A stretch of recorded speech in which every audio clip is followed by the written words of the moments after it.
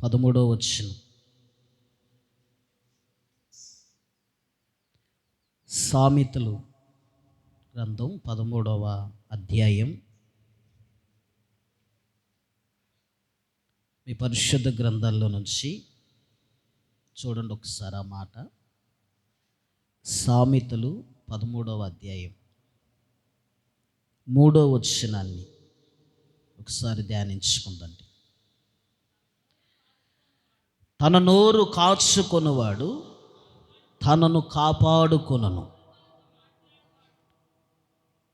చాలు. అక్కడ రాయబడి ఉన్న మాట చాలా విలువైంది ఒక మనిషికి. ఏమని పరిశుద్ధాత్మ దేవుడు మాట్లాడుతున్నాడంటే, తన నోరుని ఎవరైతే కాచుకొని బ్రతుకుతారో వారిని వారు కాపాడుకున్నట్లుగానే అని అర్థం ఉందాడ. ఈరోజు చాలామంది సాక్ష్యము కోల్పోవటానికి గల కారణాలు నోటికి ఇష్టం వచ్చినట్లుగా మాట్లాడటాన్ని బట్టే. మంచి వ్యక్తులు అనుకున్న వారు కూడా, గొప్పవారు అనుకున్న వారు కూడా, మంచితనము కలిగిన వారే అనుకునేవారు కూడా పడిపోయే సందర్భాలు ఎక్కడొస్తాయ్యా అంటే, నోటిని కాపాడుకోకుండా మాట్లాడినప్పుడే. అందుకే పరిశుద్ధ గ్రంథంలో ఈ మాట చాలా విలువైన మాటగా దేవుడు ముద్రించి పెట్టిండు. కాపాడుకోవటం అంటే అర్థం ఏంటి? సాక్ష్యాన్ని కాపాడుకోవటం, జీవితాన్ని కాపాడుకోవటం, వాల్యూని కాపాడుకోవటం, కుటుంబాన్ని కాపాడుకోవటం, పిల్లల్ని కాపాడుకోవటం, భర్తని కాపాడుకోవటం, భార్యను కాపాడుకోవటం. ఈ కాపాడుకోవటం చేతగాక చాలామంది నోరుని కాపాడుకోవటం తెలియక చాలామంది పడిపోతున్నారు, దిగజారిపోతున్నారు. క్రైస్తవులు అయినప్పటికీ కూడా నోరును కాపాడుకోవటం రావట్లేదు చాలామందికి. మరి ఇది నేను మాట్లాడాల్సిన మాట కాదా? నేను అనాల్సిన మాట కాదా? లేదు, ఒక తోటి వ్యక్తి గురించి అయి ఉండొచ్చు, తోటి సేవకుడు గురించి అయి ఉండొచ్చు, ఎదుటి కుటుంబం గురించి అయి ఉండొచ్చు, ఎదుటి వారి పిల్లల గురించి అయి ఉండొచ్చు, ఎవరి గురించి అయినా అయి ఉండొచ్చు.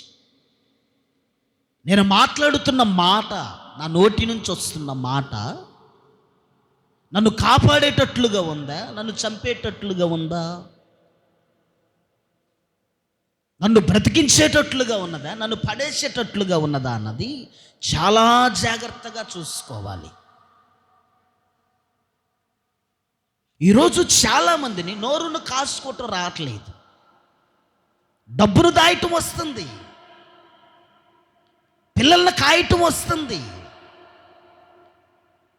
వేసుకున్న పంటను కాయటం వస్తుందిలే కానీ నోరును కాయటం మాత్రం రావట్లేదు. ఈ నోరును కాచుకోవటం రాకపోవటాన్ని బట్టి ఎన్నో కుటుంబాల మధ్యలో వివాదాలు, ఎంతోమంది విశ్వాస జీవితంలో అర్థమైందే అసమాధానాలు, ప్రేమ లేని అనుభవాలతో బ్రతుకుతూ,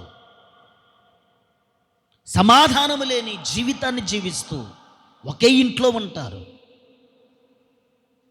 ఒకే ఇంట్లో నివాసం చేస్తారు. కానీ నోరు కాచుకోలేకపోవటాన్ని బట్టి కొందరి కుటుంబాలలో అసమాధానం ఏలుబడి చేస్తూ ఉండేది. దీనంతటికీ గల కారణం ఏంటంటే, నువ్వు కాపాడబడాలి అంటే, నువ్వు ఒక మంచి వ్యక్తిగా ముద్రించబడాలి అంటే, నీ సాక్ష్యము మంచిగా ఉండాలంటే, నీ జీవితం మంచిగా ఉండాలి అంటే, నీ టెస్టిమనీ అనేకులు చెప్పుకునేటట్లుగా ఉండాలంటే, అర్థమైందా? నువ్వు కాపాడుకోవాల్సింది ప్రాముఖ్యమైనది ఏమిటంటే నీ నోరును నువ్వు కాపాడుకుంటే చాలు. స్తోత్రం చెబుదామా? ఒకవేళ నీ నోరునే గనక నువ్వు కాపాడుకోకపోతే నీ జీవితానికి నీ కుటుంబానికి నాశనాన్ని తీసుకొచ్చి పెట్టిద్ది అది. ఈరోజు చాలామంది కుటుంబాలు నాశనము అయిపోవటానికి గల కారణము ఎవడో చేతబడి చేస్తే కాదు, ఎవడో తిడితే కాదు, ఎవడో దూషిస్తే కాదు, ఎవడో శాపనార్థాలు పెడితే కాదు. కొన్ని కుటుంబాలు నాశనానికి కారణం ఏమిటయ్యా అంటే మనం తొందరపడి నోటిని కాచుకోకుండా మాట్లాడిన మాటలే మనకి నాశనాన్ని తీసుకొచ్చి పెడుతున్నాయి. అదే వచనంలో చూడండి ఏమని ఉండిద్దో, ఓరకనక మాట్లాడువాడు తనకు నాశనాన్ని తెచ్చుకుంటున్నాడని రాయబడి ఉంది. ఏం తెచ్చిపెట్టుకుంటుందంట? అందరం చూద్దామా? ఏం తెచ్చిపెట్టుకుంటుండు? నాశనాన్ని తెచ్చిపెట్టుకుంటుండు. ఇప్పుడు చెప్పండి, నాశనం అనేది ఎవడన్నా శపిస్తే వస్తుంది అక్కడ? ఎవడన్నా నీళ్ళు పోతే వస్తుందా రోడ్డు మీద? ఎవడన్నా నిమ్మకాయలు వేస్తే వస్తుందా రోడ్డు మీద? ఎవడన్నా గుడ్లు వేస్తే వస్తుందా రోడ్డు మీద? లేదా ఎవరన్నా చూస్తే వస్తుందా నాశనం? ఏమనుందాడా? నీ నోరును నువ్వు కాచుకోవటం రావట్లేదు కాబట్టే నీ కుటుంబానికి నీ జీవితానికి నాశనం వస్తుంది. కొంతమంది ఎవరెవరో మీద పడి ఏడుస్తూ ఉంటారు. నీకు తెలియని విషయం ఏంటంటే నువ్వు ఒకళ్ళ మీద పడి ఏడుస్తున్నావంటే నీ నోరు బాగోలేదు. నీ నోరు బాగుంటే వాళ్ళు నీ మీద ఏడవరుగా అంట. నీ నోరు నువ్వు కాచుకుంటే ఎవరో నిన్నెందుకు అంటారంట. ఎవరో ఈ ద్వారా ఎందుకు నువ్వు శపింపబడతావు? వాళ్ళ చేపట్టి నేను ఎట్టయ్యాను, వాడు చేపట్టి నేను ఎట్టయ్యాను. అర్థమైందా? మనము ప్రాముఖ్యంగా కాపాడుకోవాల్సిన విషయం నోరు. లేదంటే అక్కడ పరిణామం ఏమని ఉందంటే మీకు నాశనాన్ని తీసుకొచ్చి పెట్టిద్ది అది. కాబట్టి మన విశ్వాస జీవితంలో, మన భక్తి జీవితంలో మనం బాగా పరీక్షించుకోవాల్సిన విషయం, నా నోరుని నేను ఎక్కడ పారేసుకుంటున్నాను, నా నోటితో నేను ఏ మాటలు మాట్లాడుతున్నాను, నా నోటితో నేను ఎంతమందిని ద్వేషిస్తున్నాను, నా నోటితో నేను ఎంతమందిని అపహసిస్తున్నాను, లేచిన దగ్గర నుంచి పడుకునేంత వరకు ఎంతమంది మీద నా నోటిని బట్టి గాయపరుస్తున్నాను, లేదా నా నోటిని బట్టి ఎంతమందిని నేను ఆశీర్వదిస్తున్నాను, నా నోటిని బట్టి, నా నోటి మాటను బట్టి ఎంతమంది నువ్వు ప్రీతిగా మాట్లాడుతున్నావు, నువ్వు మాట్లాడితే చాలు అనగలిగిన సాక్ష్యాన్ని ఎంత సంపాదిస్తున్నావు అన్నది బాగా గుర్తు తెచ్చుకోవాలి. సామెతల గ్రంథం 18వ అధ్యాయం చూడండి. సామెతల గ్రంథం 18వ అధ్యాయం 7వ వచనం చదవండి.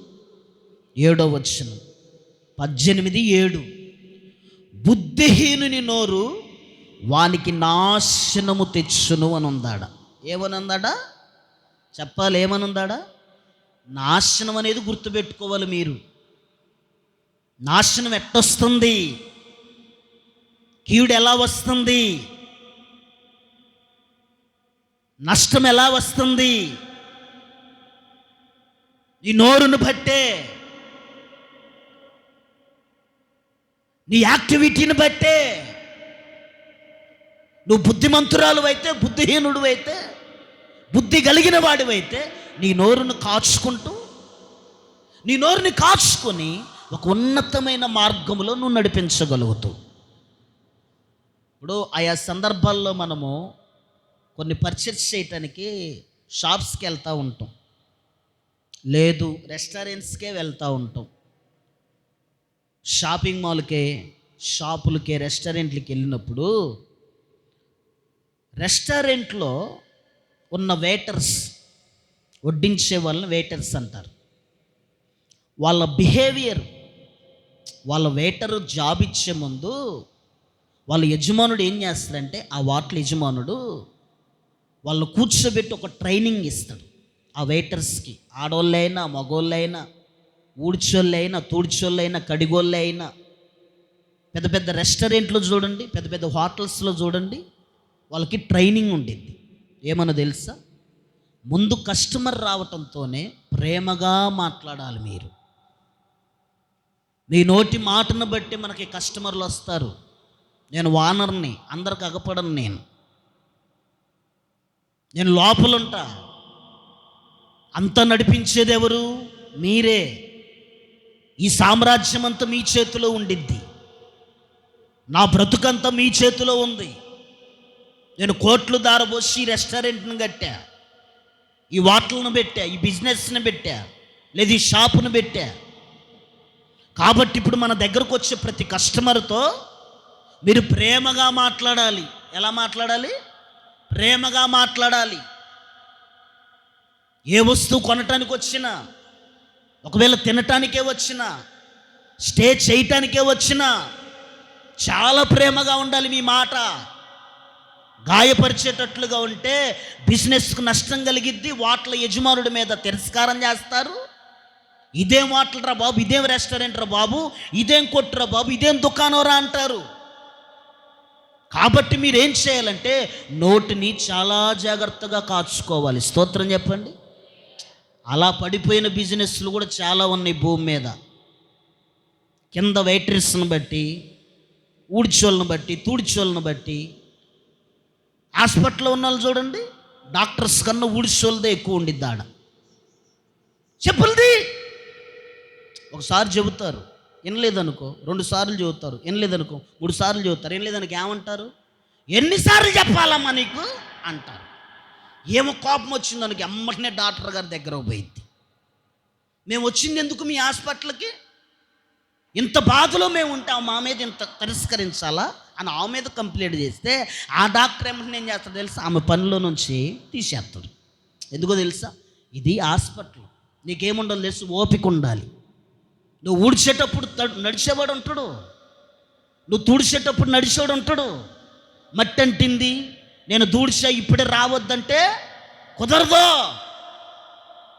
నీ నోరు నువ్వు కాచుకోలేదు కాబట్టి నీకు నాశనం వచ్చింది. అదేంటి? ఉద్యోగమే పోయే నాశనం, నోటి దగ్గర బొవే పోయే నాశనం.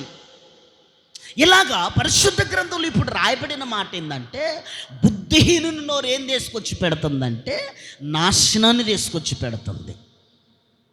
నేనేమంటుంది తెలుసా? నువ్వు మంచిదానివే, నువ్వు మంచివాడివే.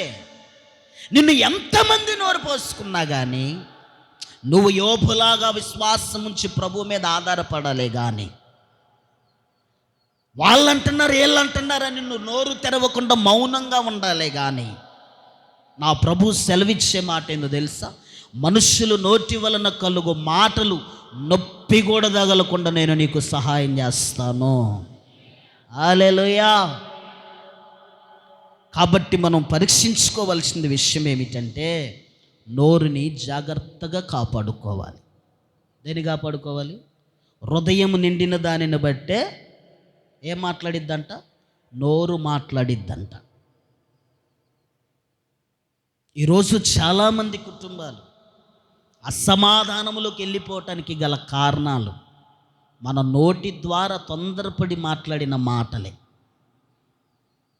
ఈ నోరు ప్రమాదమైందని ఎరిగి భక్తులు చాలామంది ఒక ప్రార్థన చేశారు. ఈ నోరుని ప్రమాదకరమైందని ఎరిగి పరిశుద్ధ గ్రంథంలో భక్తులు ఒక విలువైన ప్రార్థన చేశారు. ఆ ప్రార్థన చూడండి ఒకసారి. కీర్తనలు 141 కీర్తన చూడండి. కీర్తనలు 141 కీర్తన 3వ వచనం చదవండి. చూడండి, కీర్తనలు 141 కీర్తన 3వ వచనం చదువుతున్నారు చూడండి. యెహోవా, అయ్యా, భూమి ఆకాశములను సృజించిన సృష్టికర్తవైన దేవా, సైన్యములకు అధిపతియగు యెహోవా, అని పేరు కలిగిన తండ్రి, నేను నీ ఎదుట ఒక ప్రార్థన చేస్తున్నాను. నేను నిన్ను ఒక వరం అడుగుతున్నాను. నేను ఒక వేడుకుంటున్నాను.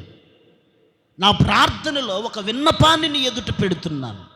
ఏం పెడుతున్నాడు? నా నోటికి కావలి ఉంచుము. స్తోత్రం చెప్పండి, దగ్గరగా చెప్పండి. ఏమంటుండ భక్తుడు? నా నోటికి కావలి ఉంచు. అది మితిమీరిందంటే నాకు ప్రమాదం. అది నన్ను దాటిపోతే నాకు ప్రమాదం. నా జీవితానికి ప్రమాదం, నా ఇంటికి ప్రమాదం, నా పిల్లలకు ప్రమాదం, నా భర్తకు ప్రమాదం, నా భార్యకు ప్రమాదం. కాబట్టి ఇప్పుడు నిన్నువేమి అడుగుకుంటున్నానంటే, దయచేసి నా నోటికి కావలిగా ఉండు, కావలి ఉంచు. లేదంటే ఏమొచ్చేదో తెలుసా? అధికంగా మాట్లాడటాన్ని బట్టి, తొందరపడి మాట్లాడటాన్ని బట్టి, అర్థమైందే, వదరగా మాట్లాడటాన్ని బట్టి నాకు నష్టం వచ్చింది, నాశనం వచ్చిద్దయ్యా అని భక్తుడు అడిగారు. కాబట్టి భక్తుడు తెలుసుకున్నాడు. కాబట్టి దేవుని ఎదుట ఒక మంచి ప్రార్థన చేస్తున్నాడు. అదేమిటంటే, నా నోరుని కావలిగా ఉంచు. సముద్రానికి హద్దు వేసినట్టుగా, సముద్రం చూడండి, దాని సరిహద్దును మీరు రాది. స్తోత్రం చెప్పండి. ఆ హద్దులు వేసిన వాడు ఎవడయ్యా అంటే యేసు క్రీస్తు ప్రభుల వారు. స్తోత్రం చెబుదాం. ఇప్పుడు అలాగ నాకు హద్దేయి, నా నోటికి ఒక కావలి ఉంచు. వేడుకోవాలి ప్రభువుని. నేను బయటికి వెళ్తున్నానంటే ఈ ప్రార్థన చేసుకొని వెళ్తా ప్రతిదినం. వేకువని నా ప్రార్థన అయిపోయిన తర్వాత బయటికి వెళ్ళేటప్పుడు ఈ ప్రార్థన చేస్తా. నా నోటికి నువ్వు కావలిగా ఉండు. నా నోటి మాటను బట్టి ఎవ్వరూ బాధపడకూడదు, ఇబ్బంది పడకూడదు, గాయపరచబడకూడదు. మరల సాయంత్రం పరీక్షించుకుంటాను. ఎవరన్నా గాయపడ్డారా? ఎవరన్నా ఇబ్బంది పడ్డారా? ఎవరన్నా దుఃఖపడ్డారా? నా నోటి మాటను బట్టి. కొంతమందికి ఎట్టుండిద్ది? బాధపడినా ఏం కాదు, గాయపడినా ఏం కాదు, ఏడ్చినా ఏం కాదు. అది కొందరి సంతోషం. ఒకవేళ అది నీకు సంతోషం అయితే ఎదుటివారు ఏడవటం, నువ్వు అన్న మాటను బట్టి ఎదుటివారు బాధపడటం, ఎదుటివారు దుఃఖపడటం, ఒకవేళ నీకు సంతోషమైతే అదే నీకు నాశనం. అదే గొప్ప నాశనం నీకు. ఎవడో నీ మీద దుమ్మెత్తిపోయాల్సిన అవసరం లేదు. నీ పిల్లల మీద, నీ ఇంటి మీద ఆరు తీర్చుకోవాల్సిన అవసరం లేదు. నువ్వు సంతోషిస్తున్నావు, చూసినవా? నీ హ్యాపీనెస్ ఏంటి? నీ హ్యాపీనెస్ ఎదుటివారిని నువ్వు అన్న మాటకి ఏడుస్తున్నారే, నువ్వు చెప్పిన మాటను బట్టి బాధపడుతున్నారే, నువ్వు మాట్లాడిన మాటను బట్టి వారు వేదన చెందుతున్నారే, అది నీకు సంతోషంగా ఉందే, అదే నీకు నాశనం. క్రైస్తవుడు తెలుసుకోవాల్సింది ఏమిటయ్యా అంటే, నా నోరుని కావలిగా ఉంచు. అద్దు మేరకూడదు, తొందరపడకూడదు, అదిరిపడకూడదు. అదిరిపడిద్దంట నాలుక. చాలా జాగ్రత్తగా మాట్లాడాలి, చాలా జాగ్రత్తగా కాచుకోవాలి. దాన్ని నెరిగాడు కాబట్టే ఇప్పుడు భక్తుడు అంటున్నాడు కదా, నా నోరికి కావలి ఉంచుము. స్తోత్రం చెప్పండి. ఉందే అన్నాడు. యెహోవా అంటే నా దేవా, నా తండ్రి, నన్ను కరుణించువాడా. నా నోరును బట్టి నా భర్త బాధపడుతున్నాడేమో, నా నోరును బట్టి నా సంఘం బాధపడుతుందేమో, నా నోరును బట్టి సేవకుడు బాధపడుతున్నాడేమో, నా నోరును బట్టి నా భార్య బాధపడుతుందేమో, నా నోరును బట్టి నా పిల్లలు బాధపడుతున్నారేమో. ఏమండి, పరీక్షించుకోవాలి. చాలా విలువైనది, అలాగే ప్రమాదకరమైనది నోరు. కొన్నిసార్లు మోగోడు అనుకుంటాడంట, దేవుడు నాకు ఎంత కృపిచ్చిండో. ఏమనుకుంటాడంట? దేవుడు నాకు ఎందుకో తెలుసా, ఒక ఇంట్లో ఒక ఇద్దరు గొడవలు అయినాయి అంట. పక్కనే మోగోళ్ళు ఇద్దరు. ఎవరిద్దరు? భర్త మోగోడే, భార్య మోగది. పక్కింట్లో గొడవ అయింది. ఇక ఆమె అరుతుంది. ఆయన కొడుతుంటే ఆమె అరుతుంది. ఇప్పుడు వీళ్ళిద్దరు అనుకుంటున్నారంట మనస్సులో, ఒక దైవజనుడు చెప్పిన మాట చెబుతున్నాను మీకు, మనస్సులో అనుకుంటున్నారంట, దేవుడు మా ఇద్దరికి ఇచ్చిన కృప ఈ రోడ్లో ఎవడికి లేదు. ఎవడికి? నేను ఒక మాట అనేది లేదు, ఒక మాట పడేది లేదు. నేను అట్ట అరవాల్సిన అవసరం నాకు లేదని ఏమనుకుంటుందంట. ఒకవేళ నాకు నోరున్నట్టు ఎన్నిసార్లు పడేయో నాకు కూడా అట్ట.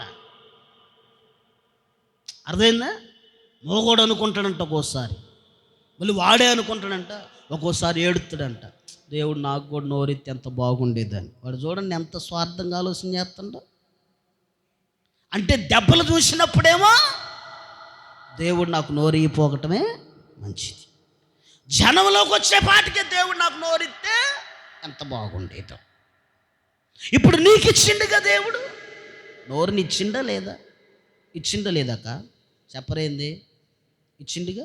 ఇచ్చిండంటే దేని ద్వారా మాట్లాడుతున్నావు నువ్వు? నోటి ద్వారానే కదా.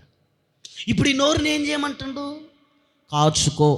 ఏం చేయాలి చెప్పండి? చెప్పేసమనమ్మ, మనం ఇంటికి ప్రార్థన చేయడానికి వచ్చాను. నీకు తెలుసా? నీకు మా బ్రదర్ డేవిడ్ రాజు ఉంటే చెప్పాడు, నీకు మంచి సమయానికి వచ్చా, వద్దులేక బండి తిప్పన్న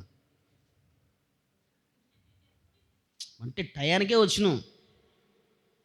మరి ఎందుకంటే మా అమ్మ వచ్చింది ప్రార్థన చేయడానికి రావాలి అని చెప్పింది రోడ్డు మీద. వారం అయింది, ఇప్పుడు ప్రార్థనకు వచ్చింది. ప్రార్థన అయిపోయిన తర్వాత ఆమె అడిగేది ఏందో తెలుసా? అయ్యగారు నేను మీకు చెప్పా, మా ఇంటికి వచ్చారా అనిద్దిగా, అనిద్దా అన్నదా. మరి నేను పోయా ఒక సహోదరుని తీసుకొని, సాక్షి ఉండాలిగా, మరి నేను వచ్చానంటే నమ్మిద్దామా? మంచి టయానికి వచ్చా. ఇక వద్దులే గాడి నికాలో, ఏడు నుంచి ఇక మనం ఉన్నా కానీ ఇక అవసరం లేదు, ఇక ప్రార్థన జరుగుతుంది లోపల, మనం వెళ్ళిపోదాం. ఉద్యోగం ఉంది కోడిక, అది ఆ కోడికలో మనం పోతే ఆత్మను పొందుకుంటాం. ఆత్మలో మనం పాలిభాగస్తులం కాకూడదు. చాలా ఉద్యోగం ఉంది, ప్రార్థన, మనం వెళ్ళిపోదాలని వచ్చేసాం. చెబుతున్నా, నేను ఏమంటానంటే, నీ నోరు నిన్ను కాపాడిద్ది, స్తోత్రం చెప్పు. నీ నోరు నీకు సుఖాన్ని ఇచ్చిద్ది, స్తోత్రం చెప్పు. నీ నోరు నీకు సమాధానం ఇచ్చిద్ది, స్తోత్రం చెప్పు. నీ నోరు నీకు నవ్వునిచ్చిద్ది, స్తోత్రం చెప్పు. నువ్వు నవ్వట్లేదంటే అర్థం ఏంటి? అర్థం ఏంది అంటున్నా? ఏంది? నీ నోరు ఏదో తొందరపడి మాట్లాడింది కాబట్టి, భర్త ఎంత ప్రేమించి ఎంత లాలించినా నీకేం రాదు, ఏం రాదు. వద్దులే ఆగాక, నాకు వద్దు, వద్దు, నువ్వు అసలు ఏమొద్దు, ఏమంటే వద్దులే, ఇదిగో అది కాదు అన్నా కానీ అవసరం లేదు, నవ్వు మాత్రం రాదు. భక్తుడు వాటన్నిటిని ఎరిగి, నన్ను నాశనం చేసేది నా దగ్గరే ఉంది, ఎవడో దగ్గర లేదు. నా కుటుంబం నాశనం అయిపోయే ఆయుధం నా దగ్గరే ఉంది, ఎవరి దగ్గరో లేదు. నా పిల్లల్ని నాశనం చేసుకునే ఆయుధం నా దగ్గరే ఉంది, ఎవరి దగ్గరో లేదు.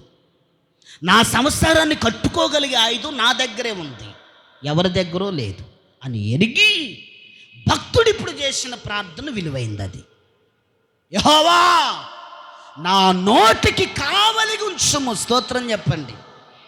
కొందరి నోరులను చూపిస్తా మీకు. చూడండి, కీర్తనలు 10వ కీర్తన, కీర్తనలు 10వ కీర్తన చూడండి. కీర్తనలు 10వ కీర్తన 7వ వచనం చదవండి. వారి నోరు, ఎవరి నోరు ఇది? కొందరి నోరు ఎలా నింపబడి ఉందంటే, శాపముతోనూ కపటముతోనూ వంచనతోనూ నిండి ఉన్నది. వారి నాలుగు కింద చేటును పాపమును ఉన్నాయంట. మీ తలలు పైకెత్తుకునుడి. ఏమనుందంట? ఈ నోరులో ఏమున్నాయంట? 4 పదార్థాలు చూపించా మీకు అక్కడ. 4 పదార్థాలు. ఎన్ని పదార్థాలు? 5 పదార్థాలు అక్కడ. 5. ఒకటేమనుంది? శాపము. చెప్పండి. శాపము. రెండోది కపటం అనండి, కపటము. మూడోది వంచనతో అనండి, చెప్పా వంచనతో. నాలుగవది చేటు అనండి, చేటును అనండి, చేటును అనండి. అబ్బాయి పురుషులు చెప్పరేంది? 4 క్రింద ఉందంట. ఏందది? ఏముంది 4 కింద? ఏముంది 4 కింద? ఏముందయ్యా? కైని. ఏముంది 4 కింద? 4 క్రిందని ఉంది. అది 4 ఏడుంది? నోరులో ఉంది. దాని కింద ఏముంది? చెడు, నాశనం, రాగం. ఇంకేమని ఉందాడా? పాపము అని ఉంది. ఇన్ని మన దగ్గర పెట్టుకొని, ఏమంటే ఇన్ని క్వాలిటీస్ మనలో పెట్టుకొని, వాడు నన్ను అట్టార పోసుకుందో, అది నన్ను ఇట్ట చూసిందో, వీడు నన్ను ఇట్ట చూసిండో. నీ నాలుకలోనే పాపం ఉంది, నీ నాలుకలోనే కీడుంది, నీ నాలుకలోనే వంచనం ఉంది, నీ నాలుకలోనే కపటం ఉంది, నీ నాలుకలోనే నాశనం ఉంది. 5 రకాల లక్షణాలు నీ నాలుకలో ఉన్నాయి, నీ నోరులో ఉంది. వారి నోరులోనుంది. అక్కడ వారి నోరు. మొట్టమొదటిగా ఉన్న మాట ఏంటంటే శాపం. ఏమనుంది? శాపం. భర్తను భార్య శపించుకునేది, భర్తను భార్య, భర్తను భార్య, భార్యను భర్త, పిల్లల తల్లిదండ్రులు శపించుకుంటూ బ్రతుకుతారు. ఇదే జీవితం అంత ఇదే సరిపోతుంది మనకి. నువ్వెన్నడు నాశనం అవుతావు, నువ్వెన్నడు చత్తవో, నేనెన్నడు చస్తానో, నువ్వెన్నడు చత్తవో. ఏమండి? ఇక ఈ దీని మీద నుంచి లేచేది లేదక. సత్తవో సత్తవో సత్తానో సత్తవో సత్తవో. ఆ రాత్రి యేసునామమున ఆమేనంటే అంటే ఏం చేస్తావు అంటున్నా. ఆ రాత్రి యేసునామమున ఆమేన్ అన్నాడు అనుకో దేవుడు, ఏం చేస్తావు? ఇక మేమేం చేయాలి? అమ్మ వెళ్ళిపోయింది, తలకు 300 వేసుకోండి అని అంతే. ఇక జరిగేది ఏముందండి? ఇంటికి పోయి అడుగుతూ, ఏమైందయ్యా రాత్రి? బాగానే ఉందిగా, పనికి పోయి వచ్చిందిగా, తోటలోకి పోయి వచ్చింది, నాటుకు పోయి వచ్చింది, పత్తి పరికి పోయి వచ్చింది, అన్నీ బాగానే పోయి వచ్చింది, ఏమైందయ్యా అంటే ఏమీ లేదు. ఆమె ఎప్పుడు చస్తానో అంత చచ్చిపోయింది. ఏమండి? నువ్వెప్పుడు చస్తావురా? ఇదే మాటలు శాపం. ఏ మాటలు ఇవి? చెప్పా, ఏ మాటలు అయ్యి?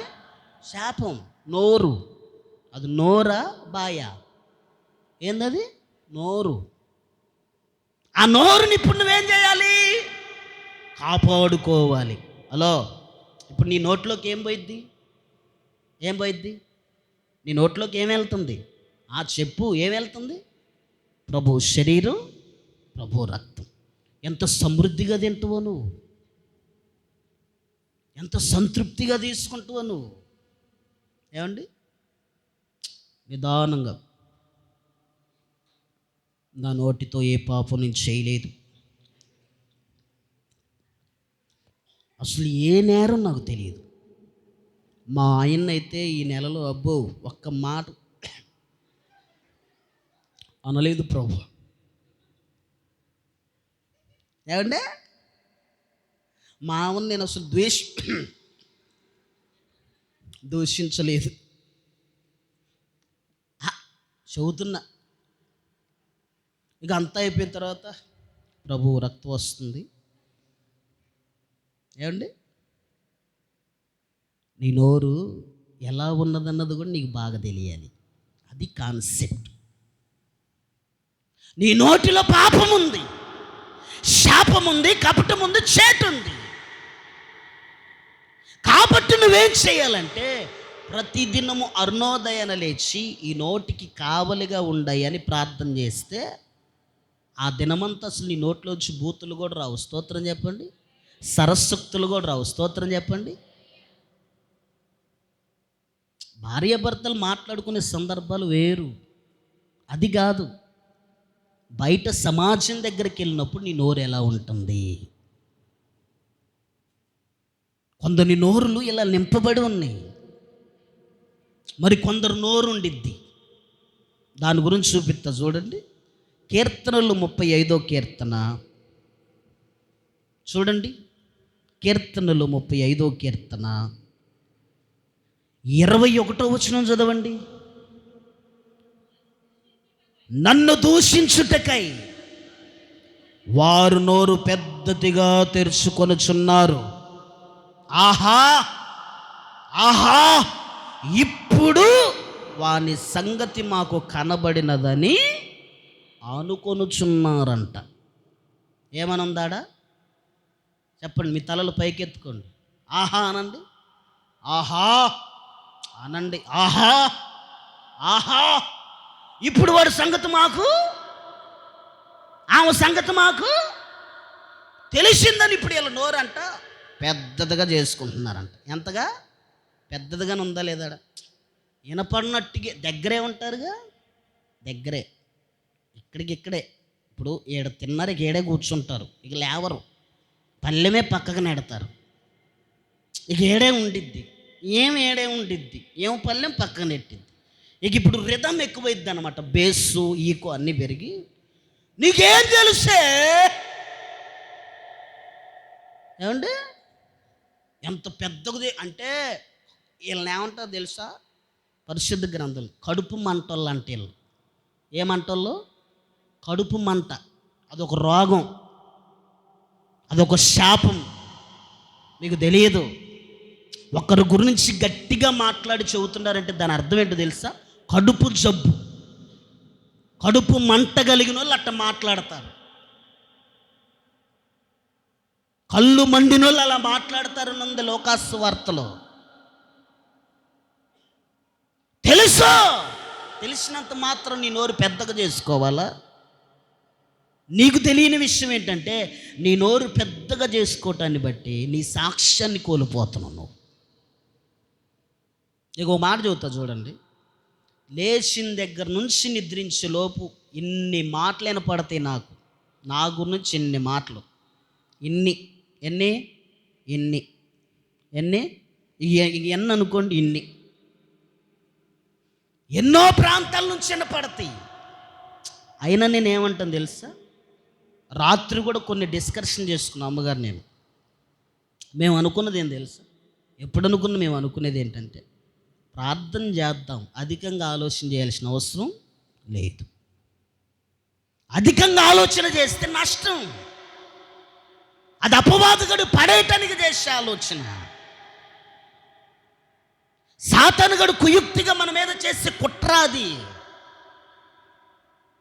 అట్టంటుంది, ఏమెట్టంటుంది, వాడెట్టంటు, నీడెట్టంటుంది, ఇవన్నీ మాకు ఎన్ని వినపడ్డా కానీ నేను చేసే పనుల్లో ఒకటే, వాళ్ళ నోరును అదుపులో పెట్టుకునే కృపే ప్రభు అనే ప్రార్థన చేస్తాను నేను. నోటిని కాచుకునే కృపని అయ్యని ప్రార్థన చేస్తా. అంతేగాని నేను ఎవరిని ఇంతవరకు నన్ను ఎందుకు ఎట్ట అంటున్నావు అని అడగను. నేను నాకు తెలిసిన నా గురించి ఇట్ట మాట్లాడుతున్నావు అంటే అన్నా కానీ నేను అడగను. ఎందుకయ్యా నన్ను ఎట్ట అన్నవంట, ఎందుకమ్మా నన్ను ఎట్ట అన్నవంట నాకు తెలుస్తుంది, అయినా నేను అడగను. నాకు తెలుస్తుంది అన్న సంగతి వాళ్ళకి తెలుసు, అయినా నేను అడగను. నా నోటికి ఎందుకు పని చెప్పటం అని, నా నోరుని ఎందుకు నేను వృధా చేసుకోవటం? నాకు పని ఉంది.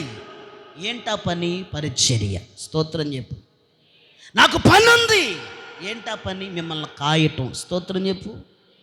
నాకు పని ఉంది, మిమ్మల్ని సరిదిద్దటం, సరిచేయటం, బాగు చేయటం, మీకు బోధించటం, మీ కొరకు ప్రార్థన చేయటం. ఇంత పని ఉన్నోడిని నేను పని మానుకొని ఎట్ట మాట్లాడతా? ఇప్పుడు మాట్లాడేవారు అందరు ఎవరు మరి? పనికి మాలిన వారు అని పరిశుద్ధ గ్రంథంలో ఉంది. పనికి మాలిన వారే మాట్లాడేది. పనున్నోళ్ళు పని చేసేవారి గురించి మాట్లాడరు. వారి పనిలో వారు ఉంటారు. పని లేనోళ్ళు ఏం చేస్తారు? పని లేనోళ్ళు ఏం చేస్తారు? వాళ్ళ గురించి వీళ్ళ గురించి మాట్లాడుకోవటమే సరిపోయింది వాళ్ళకి. ఆ నోరేం చేస్తుంది? కాపాడట్లేదు, సాక్ష్యాన్ని, నాశనాన్ని తీసుకొచ్చి పెట్టేస్తుంది. అందుకే నీ నోరు పెద్దదిగా ఉన్నదేమో. నాశనంతో ఉన్నదేమో, పాపంతో ఉన్నదేమో, కపటంతో ఉన్నదేమో, చేటుతో ఉన్నదేమో. నువ్వు ప్రభు శరీరాన్ని, ప్రభు రక్తాన్ని తీసుకోవాల్సిన వాళ్ళు మీరు. నీ నోరు ఏ స్థానంలో ఉంది, ఏ స్థాయిలో ఉంది, ఎక్కడ దిగజారింది, ఎక్కడ పడిపోయింది, ఎక్కడ ఎవరిని బాధ పెట్టింది, ఎవరిని ఇబ్బంది పెట్టింది, ఎవరిని గాయపరిచింది అన్నది కూడా సక్రమంగా పరీక్షించుకుందురుగాక. హల్లెలూయా, హల్లెలూయా. ఇప్పుడు అసలు మన నోరు ఉండాల్సిన స్థానం ఏంటో చెబుతా మీకు. మన నోరు ఎలా ఉండాలంటే, కీర్తనలు 37 కీర్తన చూడండి. కీర్తనలు 37 కీర్తన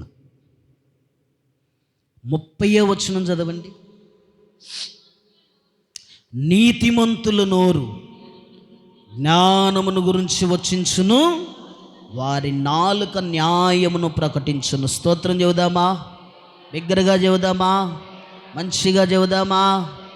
ఎలా ఉండాలంట?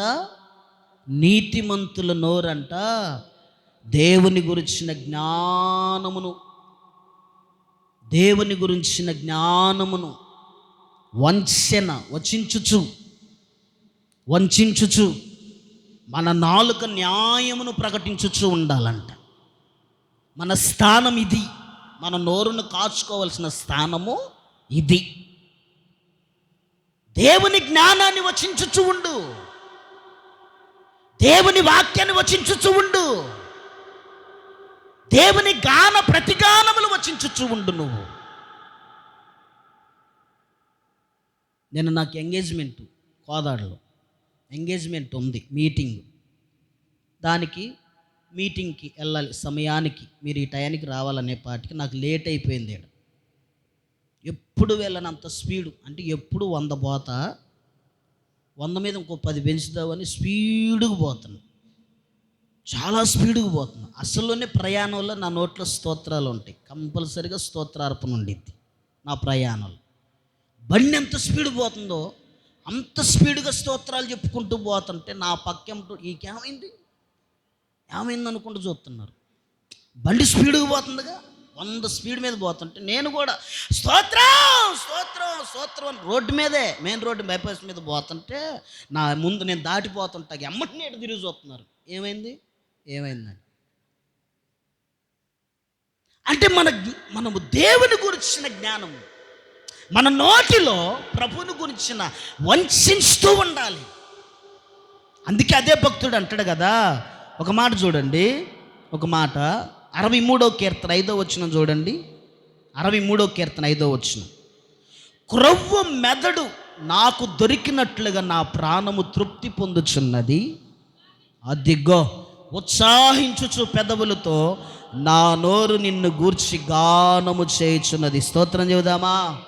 హల్లెలూయా, హల్లెలూయా. ఏం చేస్తుందంట మన నోరు? దేవునిని గురించి పాటలు పాడుతుందంట, గానము చేయుచున్నది. నీ నోరు నిత్యం అలాగే ఉండాలా.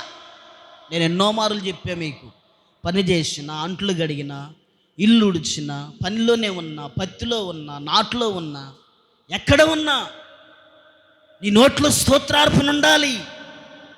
ఒకవేళ ప్రార్థన చేయాలనిపిస్తే పని చేసుకుంటూ కూడా ప్రార్థన చేయాలి. నువ్వు అన్ని చోట్ల మోకరించాలని లేదు. ప్రార్థనలో రకాలు ఉన్నాయి. నిలబడి ప్రార్థన చేయొచ్చు, కూర్చొని ప్రార్థన చేయొచ్చు, ఏమండి నడుస్తూ ప్రార్థన చేయొచ్చు, నిలుచొని ప్రార్థన చేయొచ్చు, సాష్టాంగ ప్రార్థన చేయొచ్చు, మోకాళ్ళ ప్రార్థన చేయొచ్చు. అలాగని అన్ని చోట్ల నీకు సందర్భం ఉండదు కాబట్టి నువ్వు పని చేసుకుంటూ కూడా నీ పిల్లలు గుర్తొస్తే నీ పిల్లల కోసం ప్రార్థన చేయొచ్చు. స్తోత్రం చెప్పు. నీ కుటుంబం కోసం ప్రార్థన చేయొచ్చు, నీ భర్త కోసం ప్రార్థన చేయొచ్చు, నీ భార్య కోసం ప్రార్థన చేయొచ్చు. లేదు నీకు ఏదైనా పాట పాడాలనుకుంటే ప్రభువుని స్తుతించటం కూడా వచ్చు నీకు. అది మన నోటికి ఉండాల్సిన లక్షణం, మన నోట్లో ఉండాల్సిన అనుభవం. ప్రభువుని గాన ప్రతిగానములు చేస్తూనే ఉండాలా. అప్పుడు నీ నోటికి ఎక్కడ సరస్సుక్తి మాట్లాడాలనిపించింది, ఎక్కడ బూతులు మాట్లాడాలనిపించింది, నువ్వు ఏ పదును పెడితే ఆ పదునే వచ్చింది. అవునంటారా కాదా?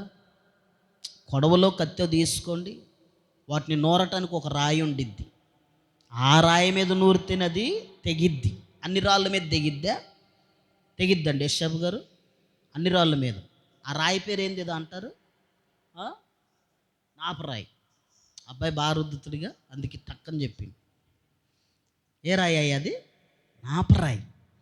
ఆ రాయి మీద రుద్దితేనే కత్తిపేట పదునుగా దిగిద్ది. అన్ని రాళ్ళ మీద దిగిద్దండి. ఏ రాయి మీద పడితే ఆ రాయి మీద రుద్దితే ఉన్న కోను కూడా పోయిద్ది. కాబట్టి నీ జీవితానికి నువ్వు నేర్పేదే అలవాటైద్ది, నీ నోటుకు నువ్వు అలవాటు చేసుకునేది అలవాటైద్ది. నువ్వు పొద్దున్నే లేచి, హలో చూడండి, పొద్దున్నే లేచి నీ నోటుతో దేవునికి స్తోత్రం అని అన్నమనుకో, ఇక అరేత్రి ముగించేదాకా స్తోత్రార్పణే నీ నోట్లో. ఏదో కోణంలో ఏదో సందర్భంలో స్తోత్రార్పణ ఉండిద్ది. నువ్వు పొద్దున్నే లేచి సరస్సుక్తులో ప్రీతికరమైన మాటలు కాకుండా ఇంకేదో పిల్లల్ని అరవటవో భర్తను అరవటవో ఇక ఇవే ఉన్నాయి అనుకో, ఇక నీకు పడుకున్న దాకా అయ్యే ఉంటాయి. అవి ఉంటే బాగానే ఉంది, కల్లో కూడా అయ్యే వస్తాయి. ఎప్పుడు నాశనం అవుతాడో, ఎప్పుడు పోతాడో. ఏమండి, నీ నోటు ఏం చేస్తుందో తెలుసా? నువ్వు పడుకున్నా కానీ అది నిన్ను ఆలాపన చేస్తుంది. కళ చూడండి, ఎప్పుడైనా నీ మనస్సులో అనుకున్నదే నీ కళ వచ్చింది. ఎప్పుడైనా నువ్వు యోచించిన వారే నీ కళలోకి వస్తారు, నువ్వు తలంచిందే నీ కళ్ళలోకి వచ్చింది. కాబట్టి నీ నోటికి ఏదైతే నువ్వు అలవాటు చేస్తావో అదే నీ నోట్లో ఉండిద్ది. అందుకే భక్తుడు అంటున్నాడు కదా, నా నోరు నిన్ను గురించి గానము చేయుచున్నది. స్తోత్రం చెబుదామా? ఏం చేస్తుందంట? గానము అంటే పాటలు పాడుతుంది. ప్రతినిత్యము అనునిత్యము సమయం దొరికిన కొలది ఏం చేస్తారండి, పని చేసుకుంటూ కూడా చక్కగా పాడుకోవచ్చు. నేను ఆ మధ్యకాలంలో మన గ్రూప్లో పెట్టినట్టున్నా, ఒక గుంపు ఎక్కడో పనోళ్ళు చక్కగా ఏదో నాటు చేసుకుంటూ ఏదో సంథింగ్ ఒక ముఠ దేవుని స్తుతిస్తున్నారు. అవునా తిమోతి గారు? దేవుని స్తుతిస్తున్నారు అందరూ చక్కగా. ఏదో నాటు వేసుకుంటే అనుకుంటా సంథింగ్ అంటే ఏం పాట పాడుతుందో తెలుసా? రాజా నీ సన్నిధిలో నేనుంటానయ్యా. ఆ రోడ్డును పోయే సువార్తికు డోలు తీసుకొచ్చి తగులుకున్నాడు. వీళ్ళ మనోళ్ళే భలే పాడుతున్నారా అనుకొని ఏం చేసిండు, ఆగి వాళ్ళ పాట పాడుతుంటే దిగి డోలకేస్తాను. మనం నాటులో ఉంటే నాటు వేయించుకున్నాడు కూడా ఉండడే కాడ, వాడు గట్టు మీద ఉండటానికి కూడా భయం వేసిద్ది మన మాటలకి. మనం మాట్లాడుకునే మాటలు మామూలుగా ఉండవు, డైలాగులు. ఏమండి, అమ్మాయి వేస్తారా ఇక ఇంతేనా అంటాడు వాడు. మేము ఇంతే అని వాడి మీద కూడా రివర్స్ అవుతారు. డబ్బులు ఈనంటే ఎవడి కోసం ఇవ్వరు అంటారు అవసరం అయితే. నీ నోరుకేం అలవాటు చేస్తున్నావు? కనీసం నువ్వు పనికి పోయాడు. మొన్న ఇక్కడ ఉంటాడుగా, ఈ రోడ్లో ఉంటాడు, ఆయన పేరేందో, ఆయన పేరు కూడా చెప్పింది మర్చిపోయా నేను. ఈ మిల్లు రోడ్లో ఉంటాడు సంథింగ్, ఆయన పేరు ఏదో ఉంది.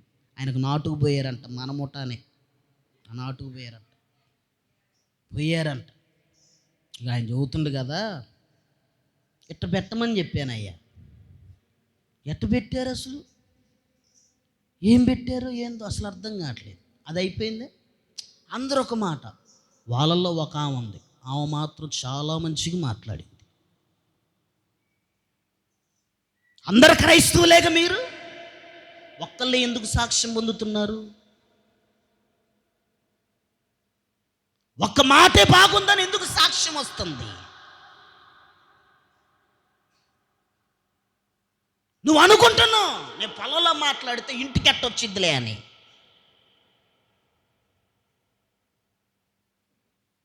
నేను అరుచుకుంటే రోడ్డుకి ఎక్కిద్దిలే నువ్వు అనుకుంటున్నావు. నిన్ను పనికి పిలిచినోడే ఊరు మొత్తం చెబుతాడు. నీకు తెలుసా ఆ సంగతి? తెలుసా అసలు మీకు ఆ సంగతి? ఆ సెన్స్ ఉందా మీకు? ఉందా అసలు? ఆ సెన్స్ ఉందా మీకు? ఎప్పుడైనా ఆ పని చేసింది అసలు మీకు ఎప్పుడైనా? అది నిన్ను పనికి పిలిచిన యజమానుడే నీ ప్రవర్తన ఏంటో ఊరు మొత్తం చెబుతాడు. అది మర్చిపోవద్దు. అంటే నీ నోరు బయట ప్రపంచానికి ఏంటో కూడా చెబుతుంది అన్నమాట. నీ స్వభావం, నీ యాక్టివిటీ. మనోళ్ళే అంటుండ మళ్ళీ ఆయన. ఒక్కరే ఎందుకు సాక్ష్యం పొందాలంటున్నా నేను? చాలా జాగ్రత్తగా కాపాడుకోవాలి నోరుని. బైబిల్ సంఖ్యలో పెట్టుకొచ్చినంత మాత్రాన కాదు క్రైస్తవ్యం. రోడ్డు మీద నిలబెట్టాలో చదువుతుండండి ఆయన. ఒకటి సంవత్సరాలు అంతకుముందు 2 సంవత్సరాల క్రితం కూడా కొంతమంది రైతులు మాట్లాడారు నాతో. అందరూ తెలిసిపోయారు. గోగినపల్లోడు తెలుసు, గోలగూడు అందరికీ తెలుసు. జాన్వేశ్వరి అంటే పుట్టో ఉంది కాడ, బండి తీస్తే చాలు అయ్యగారు ప్రైజ్లో. మొన్న కాంటాయర్ కొట్టుకు ఒక ఆయన తాగటానికి వచ్చిన రైతే, వేరేదో గుడ్డు తెద్దామని పోతే నన్ను చూసి, అమ్మో ఇది లోపల పెట్టు, ఇది లోపల పెట్టాను. రైతే తెలిసిన ఆయనే, నాకు పెద్ద ఆయనే. 10 ఎకరాలు పూసామండి. నేను అట్ట వస్తున్నానని ఇంటికాడ నుంచి చూసి ఆ కాంటాము చదువుతున్నాను, ఇది లోపల పెట్టు, తొందరగా అటు పెట్టు. ఆడుకున్న భయం కూడా మీకు. 10 ఎకరాలు పూసాం, మనకేముంది? 10 కుంటలు వేసిన అంటే మాటేనా మనం?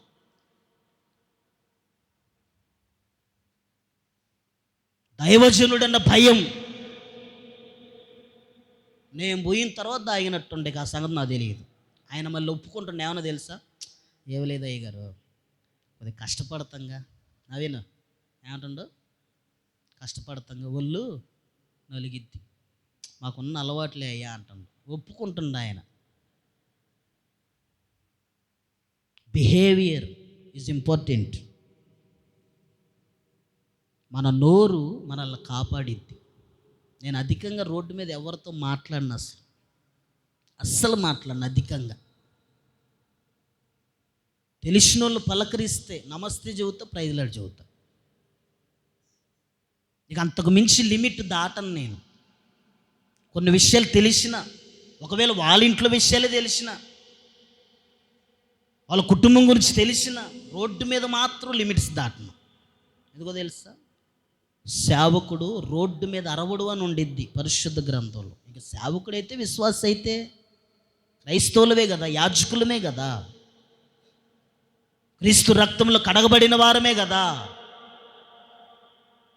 నీ నోరు గాన ప్రతిగానములు చేయాలి. స్తోత్రం చెప్పు. ఏం చేయాలి? గాన ప్రతిగానములు చేయాలి. కాపాడుకోవాలి నోరుని. నా నోరు నా ఇష్టం అంటారు కొంతమంది. ఆ స్వభావం మంచిది కాదు, ఆ నైజం మంచిది కాదు.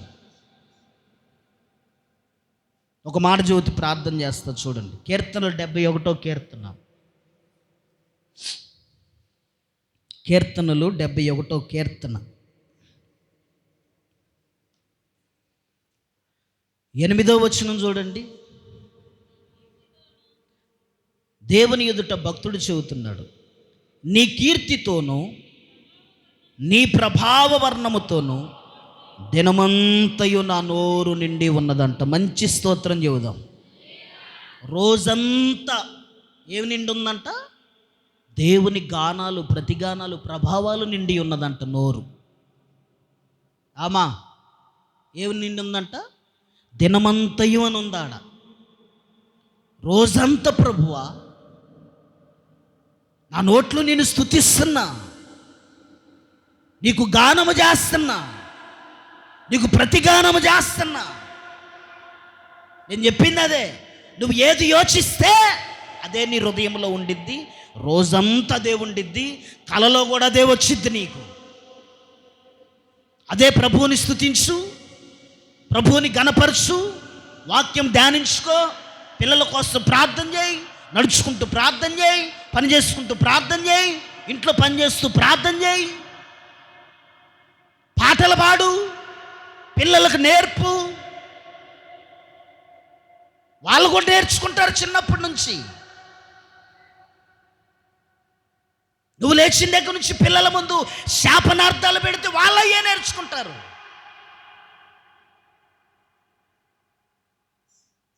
చిన్న పిల్లలేగా, వాళ్ళ నోట్లో మాటలు వింటే భయం కలిగిద్ది ఒక్కోసారి.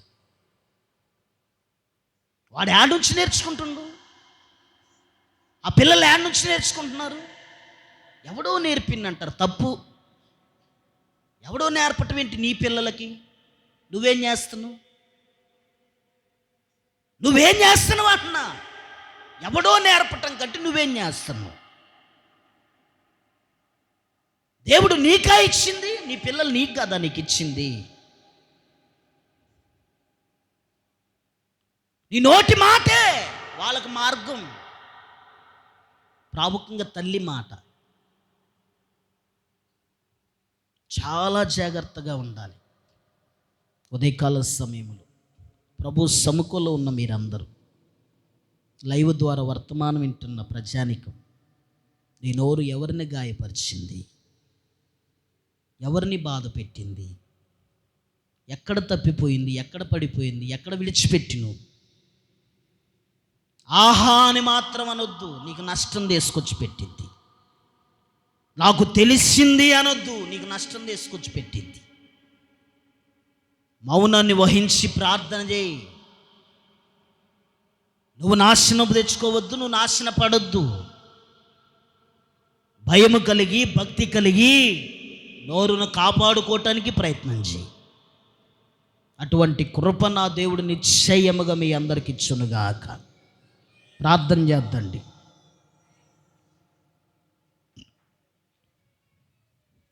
మోకరించగలిగిన వారు మోకరించండి.